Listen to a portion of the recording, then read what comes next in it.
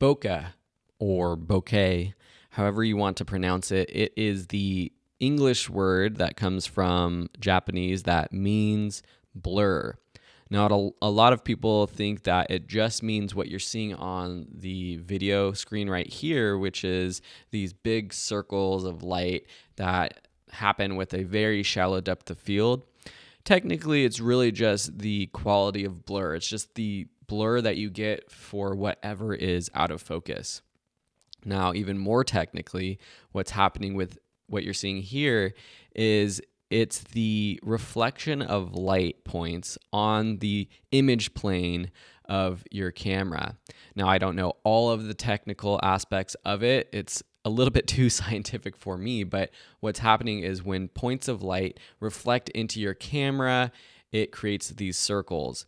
Now, depending on the shape of your aperture, which is inside of your lens, those circles are going to have a different shape. So here we are with a 56 millimeter prime at an f1.2 with a wide open aperture where super wide open aperture, the hole inside your lens is a big circle. The blades of your aperture are wide open, and so there's not too much of the edges that you might see with a closed down aperture. But with a wider open aperture, you also get the most significant bokeh effect, which we'll use that term for these light points hitting our camera right here. Now let's see how those circles change as we go through different apertures.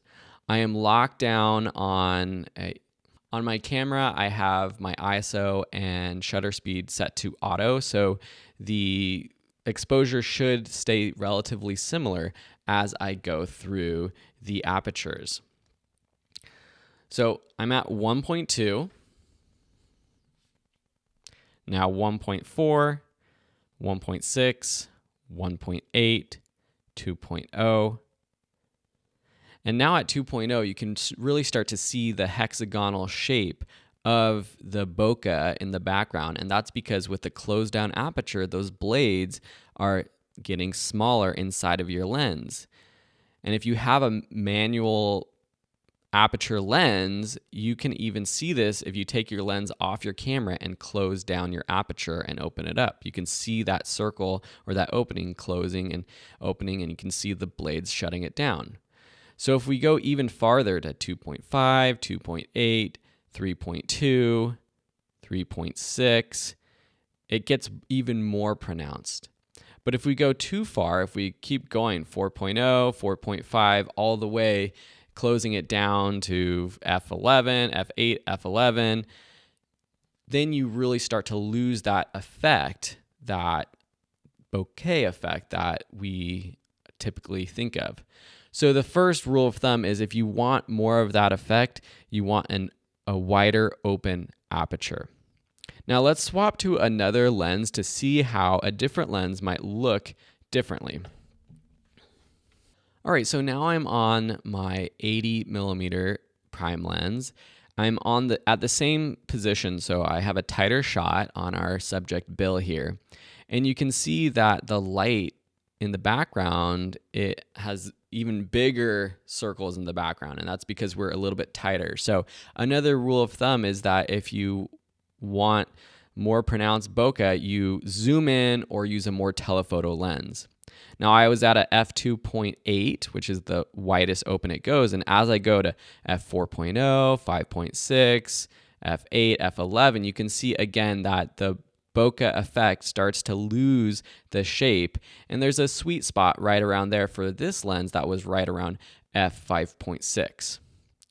Now let's swap over to the Fuji 16 millimeter lens. So obviously the framing is completely different and you just don't get that same effect. So with a wider lens, it's just going to be more difficult to get that effect with a wide shot. In a second, we'll move this setup closer so that we can see if we can get a similar effect at all. But as I change the aperture, you can see that it's really difficult to tell what's going on in the background. So I've moved everything closer, and now you can kind of start to see that effect. You still get a nice little bokeh effect with the points of light in the background. And so with a wider lens, you might have to actually move things closer to the background and compress that depth of field manually by moving yourself closer to that background. When the background's too far away from a wide lens, it's just not going to look as good, depending on what your preference is, of course. And as I go through my aperture f-stops, you can see that it changes subtly in the background. And with a wider open aperture, the points of light get rounder and a little bit bigger. So the takeaways, if you're going for this bokeh effect of having these big balls and circles in the background, one is you really need specific light sources, pinpoints of light in the background, whether it's holiday lights like this, street lights out at night, or even sometimes you get this effect when you're photographing in front of a tree or plants and the sunlight is coming through the small spots in between the leaves. But it's going to be most pronounced when you're shooting in a darker setup with smaller points of light like this. You also want to open up your aperture as wide as you can to get the biggest circles, or a little bit smaller f-stop or aperture rather if you want more hexagonal shaped, or depending on the size and shape of your lens. And then lastly, using a more telephoto lens or zooming in with your lens to compress that background with your lens will help. Otherwise, you're going to have to compress it by moving your subject closer to the lights if you have a wider angle lens. All right, I really hope this breakdown of bokeh helps you understand what it is, how it gets its shape. Let me know in the comments if you learned something new, or if this has helped you out, or if there's something I missed. I know there's going to be a debate whether we should pronounce it bokeh or bokeh, but at the end of the day, I just want to help you understand photography a little bit better. Thanks for watching, and we'll see you in another lesson. Have a beautiful day.